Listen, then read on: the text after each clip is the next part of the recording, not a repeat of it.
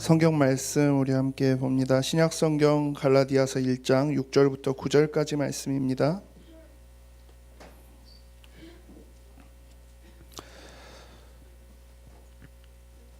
갈라디아서 1장 6절부터 9절까지의 말씀. 우리 한 목소리로 같이 한번 읽어봤으면 합니다. 6절부터 읽겠습니다. 그리스도의 은혜로 너희를 부르신 이를 이같이 속히 떠나 다른 복음을 따르는 것을 내가 이상하게 여기노라. 다른 복음은 없나니 다만 어떤 사람들이 너희를 교란하여 그리스도의 복음을 변하게 하려 함이라.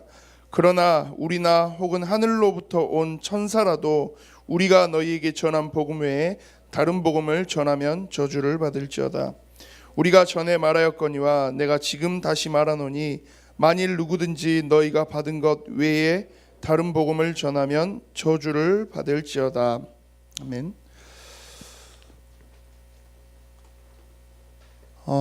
반갑습니다. 오랜만이죠. 한 3주 먼 나라를 갔다가 왔습니다. 그래도 여러분들 같이 기도해 주셔서 참 감사하게 또 뉴욕 세계롭교회에 함께 섬기고 돌아오는 시간이 됐고요. 여러분들 어땠는지는 모르겠어요. 저는 개인적으로 조금 중고등부 보고 싶더라고요. 보고 싶으셨나요? 제가? 네, 이런 반응일 줄 알았어요. 예상했어요. 그래도 한 명은 대답을 할 줄 알았는데 안 하시네. 여러분들과 함께 우리 3월 한 달 이제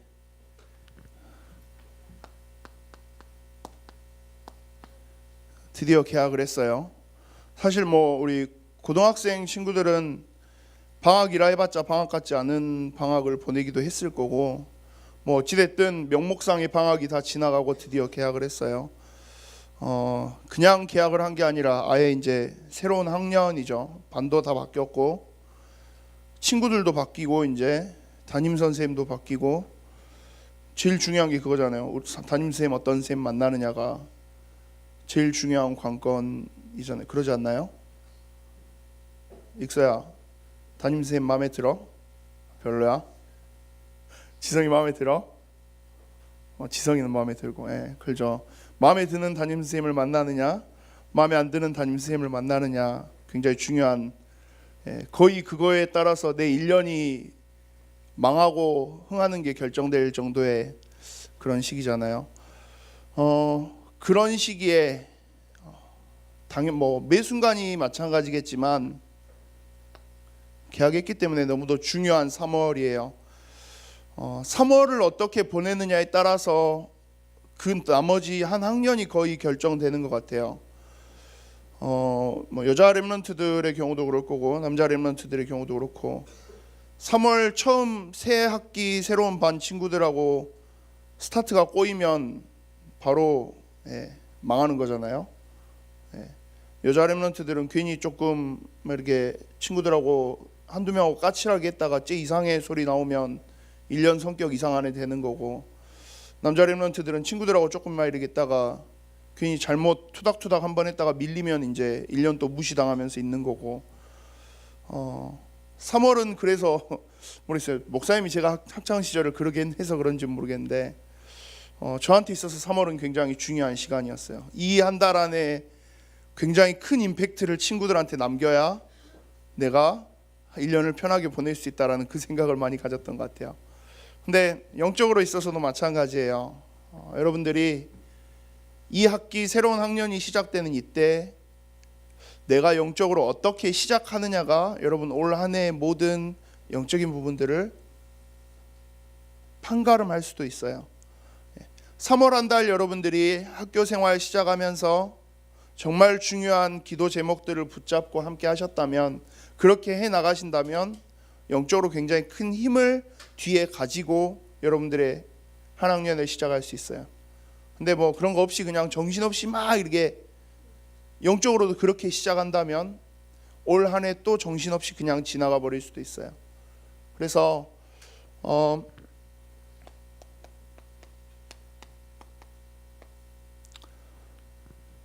늘 드리는 이야기지만 점검하셨으면 좋겠어요. 그리고 도전하셨으면 좋겠어요. 개학이라는 시간표를 앞두고 영적인 부분에서 여러분들이 점검하고 도전하세요. 여러분들의 기도 제목을 점검하시고요. 그리고 그 기도 제목을 가지고 내가 이번 학기 하나님 앞에서 어떤 응답을 찾을 것인지 도전해 보세요. 그리고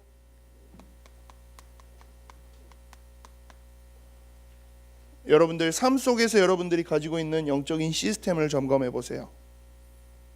그냥 기도 수첩 하는 게 이게 내 시스템의 전부예요. 그 기도 수첩이라도 하면 다행이지만 기도 수첩조차도 안 하는 친구들도 있어요.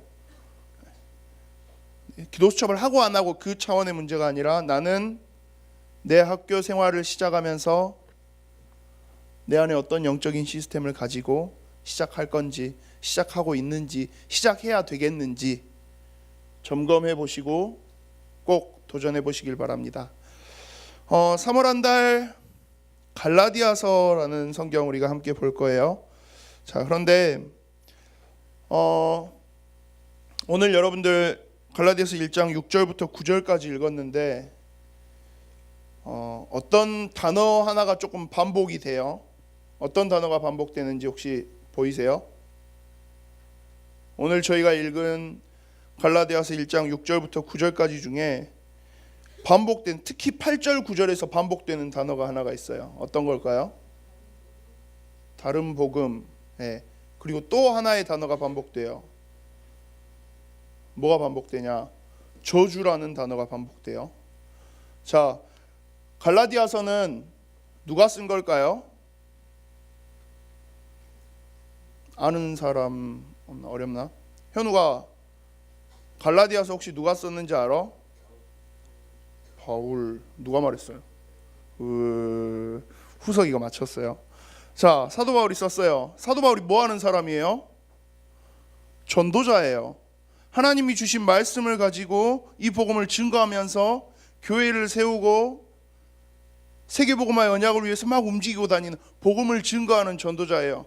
그러면 보통 어떻게 생각해요? 전도자면 축복해 줘야 되잖아요. 이 사람이 복음 듣고 은혜 받을 수 있도록 좋은 이야기 해주고 막 그렇게 해야 되는데, 지금 여러분들 읽은 오늘 본문 말씀 속에서 보면 사도 바울 말투가 약간 기분 좋은 말투인 것 같아요? 아니면 약간 화난 것 같아요? 모르겠어요. 약간 보면 기분 좋은 말투는 아니에요. 그리고 약간 화가 난 상태로 분노를 표출하듯이 막 이야기해요. 그래서 막 저주를 받을 거야 라고 이야기하는 거죠. 근데 그걸 한 번이 아니라 두 번, 세 번 계속 반복해서 이야기해요. 그러면 그러잖아요. 아니, 예를 들어 쉽게 말해서 그거예요. 사도 바울이 그 시대에 하나님이 부르신 전도자로서의 사명을 감당하고 있는데, 예를 들어서 그거예요. 제가 지금 여러분들하고 막 이렇게 이야기하는데 저주를 받을 거야, 니네 다 이런 식으로 하면 저주 받는다, 막 저주를 퍼붓고 있는 거예요 지금. 아니, 복음을 전해도 모자랄 판국에 무슨 저주를 퍼부어요? 왜 이래요? 라고 할 수도 있겠죠. 갈라디아서, 그리고 갈라디아 교회가, 갈라디아서는 일단은 갈라디아 지역에 있는 교회에게 보낸 편지예요. 그러면 갈라디아 교회가 어떤 일이 있었는지를 생각해 보면 조금 이해하기 쉬울 거예요, 오늘 말씀을. 갈라디아 지역은 사도 바울이 전도 여행을 처음 시작하면서 갔던 거의 최초의 목적지들이었어요. 사도행전 13장에 보면 사도 바울이 5명의 팀들과 함께해서 안디옥에서 전도 여행을 출발해요. 그리고 막 이제 움직이면서 본격적인 하나님이 일으키시는 전도 운동의 역사가 일어났던 첫 번째 땅이 갈라디아 지역이었어요.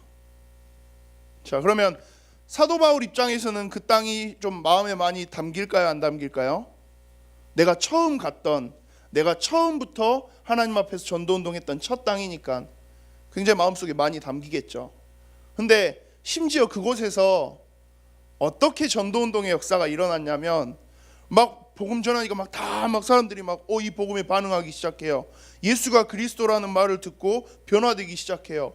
야, 그래서 여기에 교회가 어마어마하게 세워지겠구나 그랬는데 엄청난 핍박이 사도 바울에게 쏟아지기 시작해요. 왜요? 갈라디아 지역은 유대인들의 영향력이 굉장히 강했어요. 그래서 이 유대인들이 심하게 핍박을 했어요. 근데 얼마나 심하게 핍박을 했냐면 사도행전 13장 14장에 보면 사도 바울이 이동하면서 돌아다니면서 복음 전하고 있으면 유대인들이 무리를 지어서 쫓아와서 계속 방해했어요. 그런데도 불구하고 사도 바울이 계속 돌아다니면서 복음을 전하니까 끝까지 쫓아다녀요. 안 되겠다 싶어서 다른 도시로 가요. 다른 도시를 쫓아가요. 그 다음 도시를 가요. 또 쫓아가요. 유대인들이 계속 그렇게 사도 바울을 방해했어요. 근데 방해한 정도가 아니라 어떻게 하느냐, 아예 사도 바울을 죽이려고 해요. 그래서 돌로 치려고 한대요. 그걸 알고 다음 도시로 도망가고, 그만큼 굉장히 추격전을 방불케 하는 그런 핍박과 전도운동에 그 역사가 있었던 것이에요. 근데 심지어는 사도 바울이 돌에 맞아서 잡혔어요. 이 유대인들한테 잡혀서 아예 돌에 맞았어요. 근데 그냥 조그만 돌 조금 던진 게 아니라 유대인들이 돌로 친다는 건 죽이기 위해서 돌로 치는 거예요. 이만한 돌을 집어서 던지는 거예요. 짱돌 같은 거 들고 와서 던지는 거예요. 돌에 맞아서 사도 바울이 쓰러졌어요. 그래서 유대인들이 예, 사도 바울 죽었다, 드디어 죽였다 하고 죽은 줄 알고 성 밖에 내다 버렸다라고 이야기해요. 그 정도로까지 돌에 맞은 거예요. 근데 다행히 안 죽고 다시 일어나서 또 들어가서 복음 전했어요. 그 돌 던진 유대인들도 독하지만 끝끝내 일어나서 복음 전하러 간 사도 바울도 대단한 독한 사람인 것 같아요. 근데 그런 핍박이 가득했던 이 유대인들의 엄청난 핍박을 이겨내고 결국은 세워진 교회가 갈라디아 교회였어요. 그러니까 사도 바울 입장에서는 내가 돌 맞아 죽을 뻔한 그 상황을 겪고도 세워진 교회가 갈라디아 교회인 거예요. 마음속에 얼마나 큰 애착이 생기겠어요. 얼마나 이 교회가 중요하고 소중하고 귀하겠어요. 그리고 그 교회를 중심으로 해서 이제 또 다른 지역으로 복음 운동을 계속하고 있는데 어느 순간 이야기가 들려와요. 갈라디아 교회가 요즘에 좀 힘들대. 뭐가 힘든데 하고 봤더니 이 유대인들이 다시 문제인 거예요. 자, 이 유대인들 중에서도 그래도 예수 그리스도의 복음을 듣고 갈라디아 교회 안으로 들어온 사람들이 꽤 있었어요. 참 감사한 일이죠. 그런데 유대인들이 자기들 안에 각인되어 있는 게 하나가 있어요. 그게 뭐냐? 율법이에요.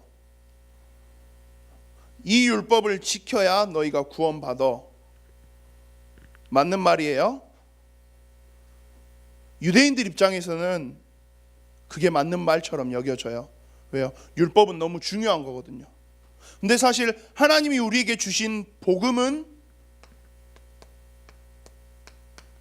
다른 거거든요. 율법은 뭐예요? 우리가 하나님의 말씀에서 떠나는 것이 죄다라는 걸 알려주는, 복음이 무엇인지를 알게 해주는 하나의 장치로서 하나님 우리에게 주신 거예요. 근데 결국 우리가 구원받는 데는 예수가 그리스도 되신다라는, 예수 그리스도께서 십자가에서 모든 문제를 해결하셨다, 그 사실을 믿고 고백하고 영접하면 하나님의 자녀가 된다, 이걸 통해서 우리가 구원받는 건데 유대인들이 자꾸 이걸 헷갈리게 만드는 거예요. 야, 예수 그리스도 고백만 한다고 구원받아? 똑바로 살아야지. 율법 지키고 살아야지. 하나님 주신 계명 지키고 살아야지. 어떻게 예수 그리스도 나 믿습니다, 영접합니다, 그걸로 야 그거 했다고 어떻게 구원받냐? 근데 이 말이 어떻게 들려요? 설득력 있게 들리는 거예요. 괜찮게 들리는 거예요. 맞는 말 같잖아요. 그렇죠? 착하게 살아야죠. 남한테 피해 안 끼치고 죄 안 짓고 그러게 살아야죠. 유대인들이 가지고 있는 이 논리가 갈라디아 교회 안에 조금 들어오기 시작한 거예요. 그리고 갈라디아 교회 많은 성도들이 여기서 흔들리기 시작한 거예요. 난 예수 그리스도 구주로 시인하고 영접했는데 근데 나는 또 율법을 못 지켰네. 나는 또 잘못된 실수를 했네. 나는 또 그러면 구원받기 힘든 거구나. 어떻게 해야 되지? 자꾸 이쪽으로 방향이 흔들리기 시작하는 거예요. 사도 바울이 이 이야기를 들었어요. 듣고 나니까 너무 화가 난 거죠. 안 좋은 표현입니다만 순간 빡친 거죠. 그래서 자기가 가지고 있는 모든 감정을 쏟아서 퍼붓고 있는, 지금 갈라디아서 1장 6절부터 9절까지는 그 분위기예요. 그래서 보면 그리스도의 은혜로 너희를 부르신 이를 이같이 속히 떠나 다른 복음을 따르는 것을 내가 이상하게 여기노라. 우리를 구원하신 그리스도 그 은혜를 떠나서 다른 복음을 듣고 자꾸 유대인들이 이야기하는 이 이야기 듣고 흔들리는 거 내가 너무 이상하게 생각한다는 거예요. 그러면서 다른 복음은 없나니 다만 어떤 사람들이 너희를 교란하여 그리스도의 복음을 변하게 하려 함이라. 다른 사람들이 갈라디아 교회 안에서 그리스도의 복음을 변하게 하려고 한다는 거예요. 그러나 우리나 혹은 하늘로부터 온 천사라도 우리가 너희에게 전한 복음 외에 다른 복음을 전하면 저주를 받을지어다 라고 이야기해요. 우리도 마찬가지, 나 사도 바울도 마찬가지고 하늘에서 온 거룩한 천사다라고 해도 내가 너희에게 이야기한 예수 그리스도의 복음 말고 다른 걸 이야기하면 저주받을 거야, 그 이야기를 하는 거죠. 우리가 전에 말하였거니와 내가 지금 다시 말하노니, 한 번 이야기를 또 하는 거예요. 만일 누구든지 너희가 받은 복음 외에 다른 걸 이야기하면 저주를 받을 거다. 사도 바울은 분노하면서 이야기해요. 이유가 뭐냐? 이 복음을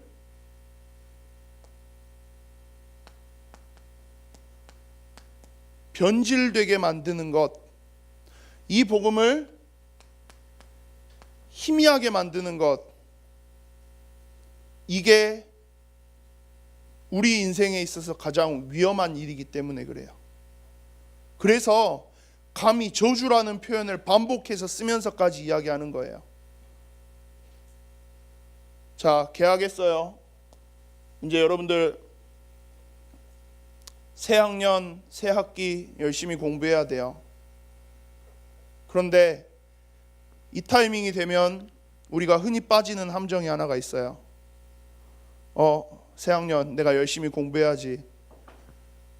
렘넌트로서 올해 주신 원단 메시지처럼 서밋으로서 자, 내가 전교 1등을 향해서 달려가야지. 굉장히 좋은 자세예요. 굉장히 좋은 자세예요. 그런데 그 전교 1등, 그 공부하는 것, 그것이 목표가 되어서 하나님 주신 이 복음을 누리고 기억하고 묵상하는데 우선순위가 바뀌어가요. 학원 가야 되니까 예배 한번 빼요. 공부해야 되니까 내가 조금 기도수첩 하는 거 뒤로 미뤄요. 시험 기간 되니까 내가 해야 될 것들 뒤로 많이 미뤄요. 왜요? 공부해야죠. 좋은 성적 받아야죠. 야, 너 렘넌트인데 성적이 그게 뭐야? 그 소리 들으면 안 되니까요. 야, 너 하나님 자녀라면서 무슨 그게 뭐야? 그 이야기 나오면 안 되니까요. 맞는 이야기 같죠? 엄마 아빠들 입장에서는 이거 굉장히 중요한 이야기일 거예요. 그러다 보니까 여러분들에게도 많이 이야기해요. 야, 공부해야지. 맞는 이야기 같죠? 그런데 그 과정 속에서 이 복음이 변질되거나 희미해진다면 그건 틀린 거라는 거예요. 사도 바울은 그 이야기를 하고 있어요. 아무리 세상 사람들 보기에 이게 좋은 이야기 같고 맞는 이야기 같아도 만약에 너희가 들은 이 예수 그리스도의 복음이 아닌 다른 것들을 이야기하면 저주받을 거야. 왜? 이 복음이 변하고 이 복음이 희미해지면 결국 망하거든요. 전교 1등 해도 이 복음과 상관없이 살아가면 결국 망하는 거거든요. 전교 1등이 아니라 전국 1등을 했어요. 그런데도 이 복음이 없이 살아간다. 그럼 불신자인 거잖아요.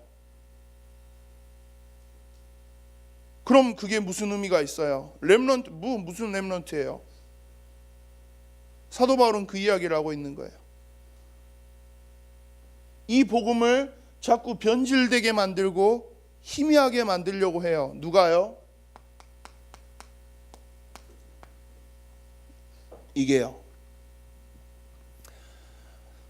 사단이라는 존재는 우리가 정말 많이 생각하고 있어야 돼요.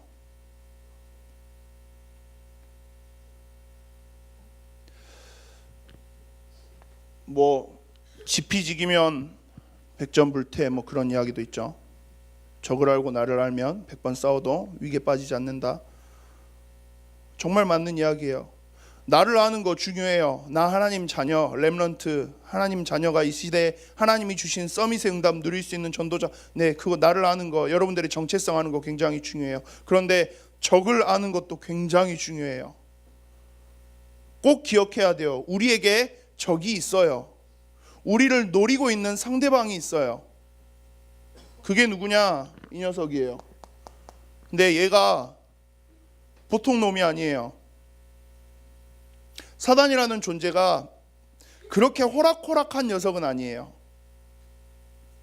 막 우리가 벌벌 떨면서 막 무서워해야 될 존재는 당연히 아니지만 반대로 쉽게 그냥 뭐 만만하게 볼 존재도 아니에요. 얘도 좀 해요. 나름 굉장히 머리 좋고요. 굉장히 지혜롭고요. 장난 아니게 곤란한, 정말 싸우고 상대하기에 곤란한 상대예요. 근데 많은 사람들이, 많은 렘넌트들이 이 사단이라는 존재를 그냥 패스하고 지나가요. 우린 진짜 잘 생각해야 돼요. 이 사단이라는 녀석 만만히 볼 상대는 아니에요. 근데 이 사단이 가지고 있는 전략이 있어요. 그 전략이 뭐겠어요? 사단이 이 땅의 모든 사람들을 하나님 떠나게 하고 자기의 종노예로 부리면서 멸망의 길로 데리고 가면서 그렇게 살아요. 그런데 예수 그리스도의 복음을 듣고 그 예수 그리스도의 복음을 믿고 하나님을 믿으면서 예수 그리스도를 영접하면 하나님의 자녀가 돼요. 사단의 입장에서는 자기의 종 노예로 있던 게 하나님의 자녀로 빠져나가게 돼요. 뭐 때문에요? 이 예수 그리스도의 복음 때문에요. 그래서 사단은 가장 중요한 목표가 그거예요. 절대 예수 그리스도의 복음을 알게 하지 못하도록 해요. 자, 그런데 하나님의 은혜로 우리는 예수 그리스도의 복음을 알게 됐어요. 예수 그리스도의 복음을 붙잡았어요. 그리고 구원받은 하나님의 자녀가 됐어요. 사단 입장에서는 한 명을 뺏겼어요. 뺏겼다.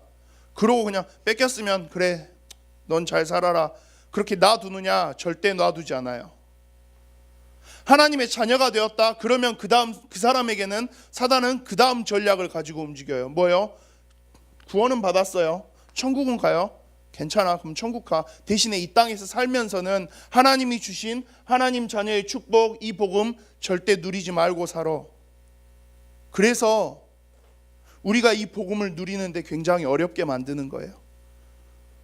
이 복음을 누리는데 훨씬 더 좋은 것들을 우리에게 보여주는 거예요. 자꾸 야, 기도 수업 좀 나중에 하자, 야, 예배 드리는 거 좀 나중에 하자. 계속 속이는 거예요. 그래서 속이는 거예요. 이 복음을 누리지 못하도록 하려고 변질되게 하고 자꾸 희미해지도록 하는 거예요. 이 복음을 누리기 시작해요. 그럼에도 불구하고 하나님이 주신 은혜를 가지고 이 복음을 누리는 렘넌트들이 한 명, 두 명 생겨나기 시작해요. 사단의 입장에선 정말 짜증나는 일이죠. 저거 복음을 누리기까지 하네, 어떡하지? 그 다음 전략을 써요. 뭘까요? 그래, 복음 네 혼자 마음껏 누려라. 너 혼자 뭐 다 해라. 서밋의 자리도 올라가고 다 해. 대신에 이 복음을 더 이상 다른 사람에게 전하지는 마. 사단이 가지고 있는 전략 세 가지 이거예요. 복음을 알지 못하도록 하고, 복음을 누리지 못하도록 하고, 복음을 전하지 못하도록 해요. 자, 그러면 그걸 하기 위해서 사단이 가장 쉽게 할 수 있는 방법이 뭐겠어요? 이 복음을 변질되게 하는 거예요. 이 복음을 희미하게 만드는 거예요. 이게 사단이 가지고 있는 전략의 전부예요. 사단이 가지고 있는 전략의 핵심이에요. 이걸 위해서 이제 모든 수단과 방법을 동원하는 거예요. 야, 돈 벌어야지. 야, 공부해야지. 야, 성공해야지. 야, 너 잘 나가는 사람이 돼야지. 여러 가지 좋은 이야기들을 가지고 이거 하나를 목적으로 갖고 있는 거예요. 진짜 여러분들이 성공하기를 바래서 사단이 성공의 이야기를 하는 게 아니에요. 진짜 여러분들이 돈 벌기를 바래서 돈 이야기를 하는 게 아니에요. 사단은 이게 목적이에요. 이 복음이 변질되고 이 복음이 희미해지도록 만드는 것. 사단의 전략은 처음부터 끝까지 지금까지 계속 이거였어요. 그래서 오늘 우리 분반 공부 함께할 여러분들 공과의 말씀에도 나와 있죠.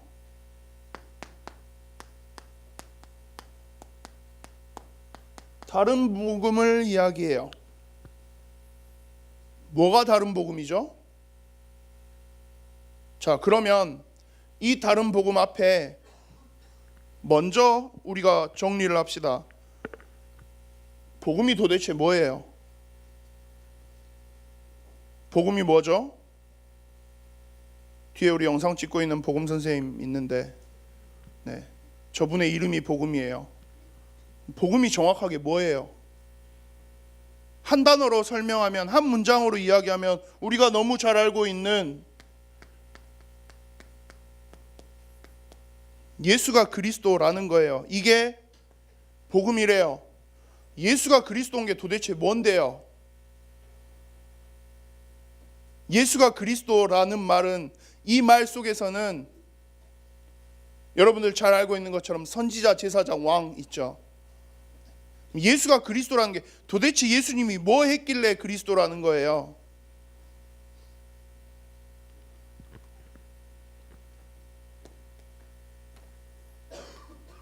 두 가지로 저는 이야기를 드리고 싶어요. 예수님이 해결자 되신다라는 거예요. 그리고 예수님이 구원자 되신다라는 거예요. 죄의 문제를 완전히 해결하셨어요. 나를 붙잡고 있는 사단의 문제를 완전히 해결하셨어요.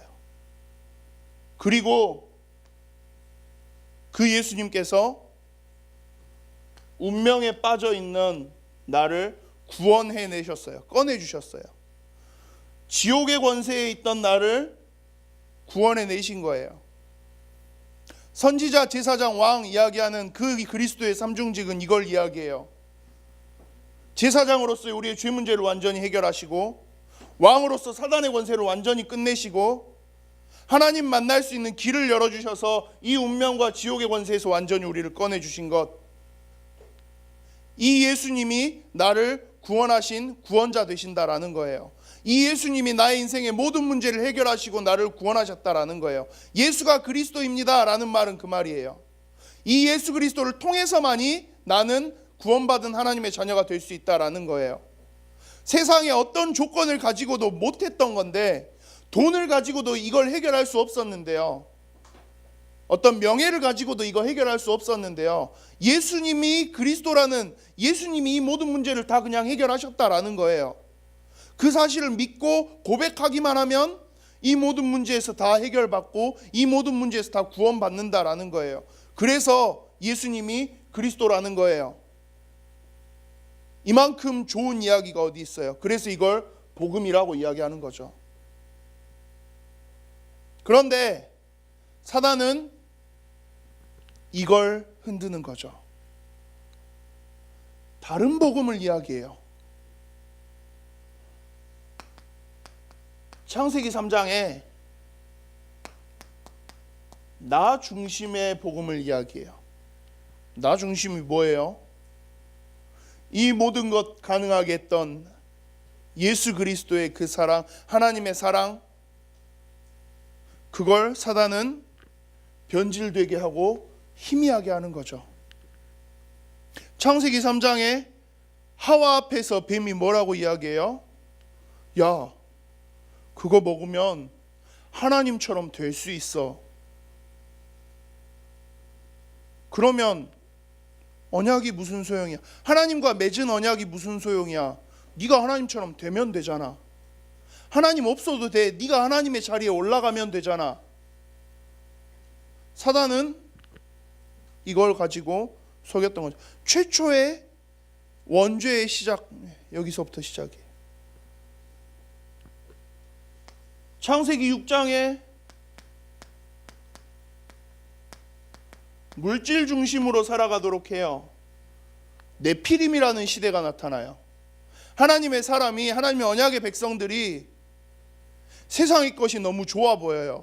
세상의 것이 너무 화려해 보여요. 세상의 것이 너무 멋있어 보여요. 그러다 보니까 그 속으로 가기 시작하는 거예요. 예수가 그리스도라는 이 복음, 하나님이 우리의 왕 되시고 주인 되시고 우리 아버지 되신다라는 그 복음, 그거 우리가 기억하고 있으면 되는데 하나님이 다 책임지실 건데 그걸 자꾸 놓치게 만들어요. 그리고 야, 하나님으로 인생을 어떻게 살아? 하나님으로 니네가 이 세상에서 어떻게 살 거야? 돈 있어야 살지, 성공해야 살지, 공부 잘해야 살지. 그래서 이걸로 속이는 거예요.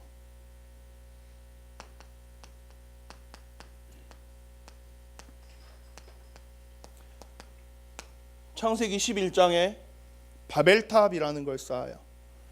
바벨탑을 쌓게 되는 이유가 뭐냐? 하나님이 노아의 후손들에게 약속하시거든요.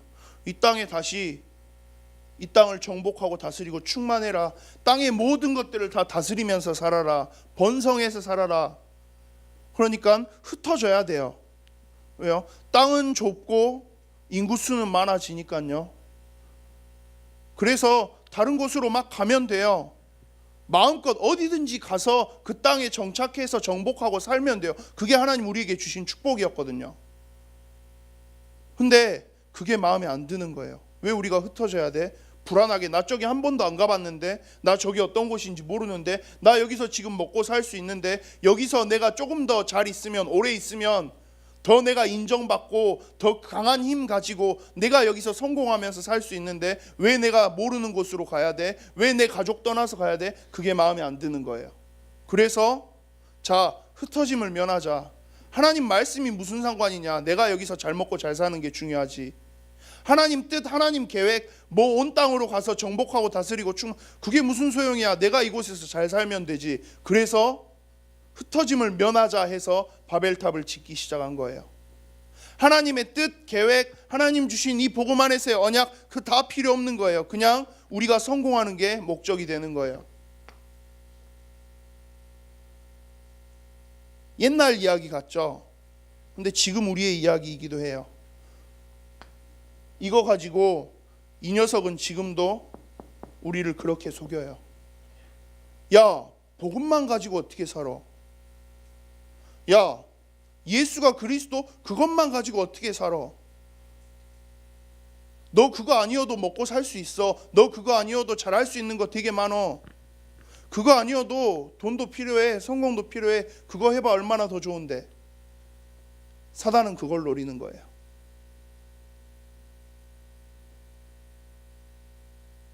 그걸 알고, 사단의 그 전략을 알고 완전히 무너뜨리고 이 복음을 누리고 있는 사람이면 괜찮은데, 이걸 모르고 그대로 넘어가서 이 복음이 변질되고 희미해진 채로 살아가는 이스라엘 백성들, 결국 어떻게 돼요? 구약 성경에 나와 있는 이스라엘 백성의 역사를 보면 딱 그거예요. 복음을 놓치고 복음이 희미해지고 복음이 변질되고, 그래서 다음 세대에게 복음이 전달되지 않고 결국 다 망해요. 물질 성공 중심으로 살겠다라고 열심히 사는데 완전히 망하게 만들어요. 왜요? 사단이 가지고 있는 길이 결국 그거예요. 사단은 절대 우리를 성공시켜 주지 않아요. 사단은 절대 여러분들을 높은 곳으로 이끌어 주지 않아요. 멸망으로, 나락으로 떨어뜨릴 뿐이에요. 사도 바울은 그걸 알고 있는 거예요. 그래서 굉장히 강하게 표현한 거예요. 야, 이 복음 말고 다른 복음 이야기하면, 이 복음이 변질되고 희미하게 만드는 것들이 있으면 다 저주받을 거야. 그러니까 저주가 중요한 게 아니에요. 사도 바울은 이걸 이야기하고 싶은 거예요. 뭐요? 사단이 가지고 있는 전략 세 가지 있다 그랬죠 아까. 복음을 알지 못하도록, 복음을 누리지 못하도록, 복음을 전하지 못하도록. 자, 그러면 우리는 어떻게 하면 될까요? 그 전략 반대대로만 하면 돼요.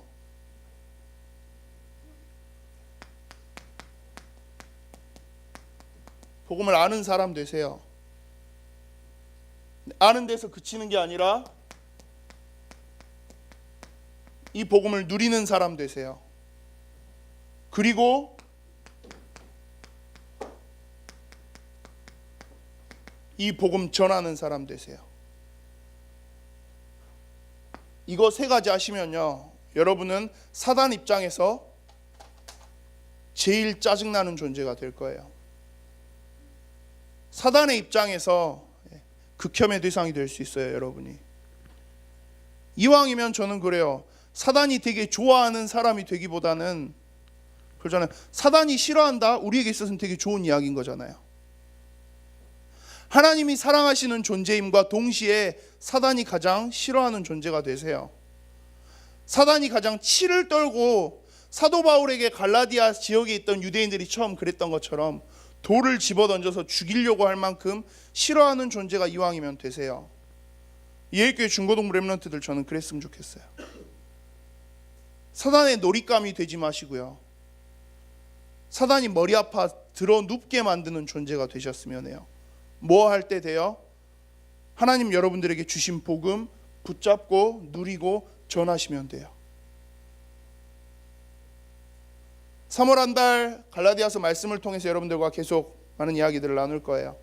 근데 오늘은 갈라디아서 전체의 가장 중요한 핵심과도 같은 내용, 먼저 서론적으로 이야기 드려요. 한 학기, 새 학기, 새로운 학년 여러분들 시작하시면서 여러분들의 목표로 삼아 보세요. 하나님, 나 이거 말고요, 이왕이면, 물론 당연한 이야기로 우리 예일교회 중고등부에서 각 학교의 모든 전교 1, 2등이 다 튀어나온다면 얼마나 좋겠어요. 근데 저는 개인적으로 그걸 바라진 않아요. 여러분들이 다 전교 1등이 된다 그러면 저는 여러분들과 되게 거리감 느낄 것 같아요. 저는 한 번도 공부 잘하는 자리에 있어 본 적은 없거든요. 제일 잘해본 게, 저는 전교 정말 미친 듯이 한 번 공부해서 전교 20 몇 등까지 가본 적 딱 한 번 있어요. 그거 진짜 죽을 만큼 공부했는데 저는 그게 한계였어요. 그리고 느꼈어요. 전교 1등은 사람이 아니구나. 저는 물론 그렇게 된다면 좋겠지만, 여러분들이 모두가 전교 1등 되면 모르겠어요. 좋겠지만 조금 여러분들 무서울 것 같아요. 근데 이왕이면 그 목표까지도 잡으신다면 더 좋겠죠. 근데 올해 2018년도 한 학년을 시작하면서 여러분들의 목표, 저는 여기서 잡으셨으면 해요. 하나님, 이 사단의 전략 완전히 무너뜨리고 하나님이 주신 복음 가지고 살아가는 사람 내가 될게요. 그리고 이 복음 때문에 내 현장 완전히 변화시키는 사람 될게요. 이거 목표로 삼으셨으면 좋겠어요. 공부는 여러분들 알아서 하시고, 사도 바울이 갈라디아 교회 성도들에게 하고 있는 이야기 그거예요.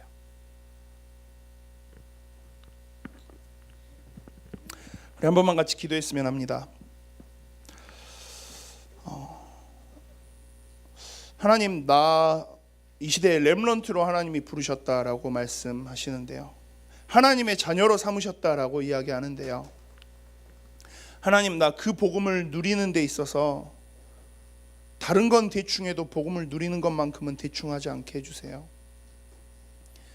하나님, 사단이 가지고 있는 전략에 그대로 당하고 사는 사람이 아니라,